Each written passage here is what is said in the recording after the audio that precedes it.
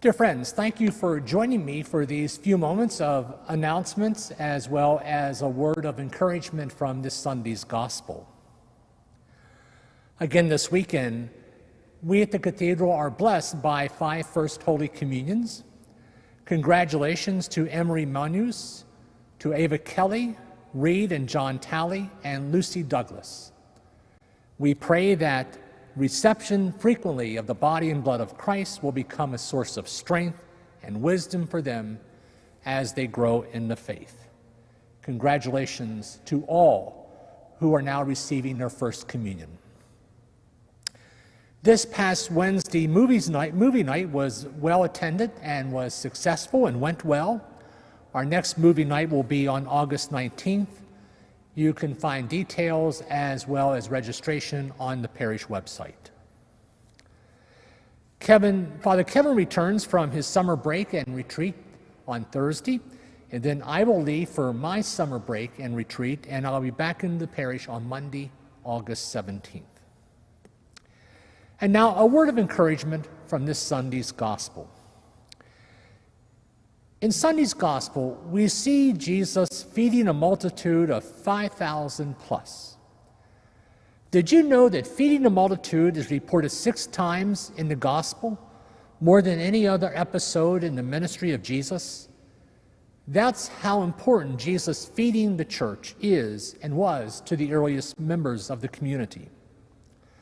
In the version from St. Matthew that we hear this Sunday, the role of the disciples is emphasized in a unique way. When the disciples tell Jesus to dismiss the crowd so they can go and buy some food to eat, Jesus responds by saying, "You give them something to eat." And the response of the disciples was to claim poverty.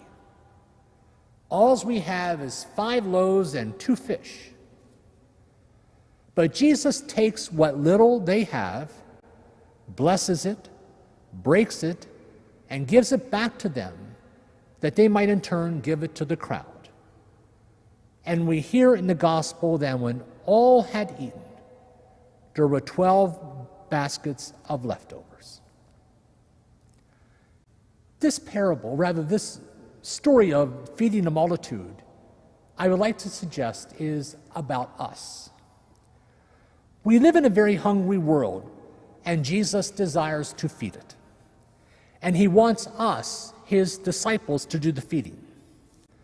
Jesus wants to use whatever we have in our poverty, that he might bless it and hand it back to us, that we might bring his fullness to the people whose lives we touch.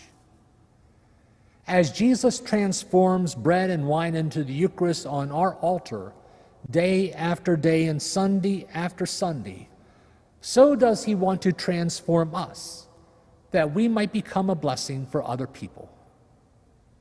My friends, Jesus feeds us. He feeds us his body and blood, that we might become a source of blessing for others.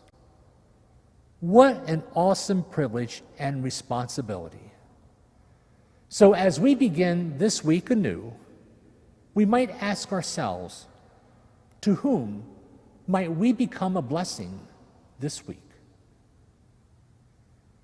Have a good week and be safe.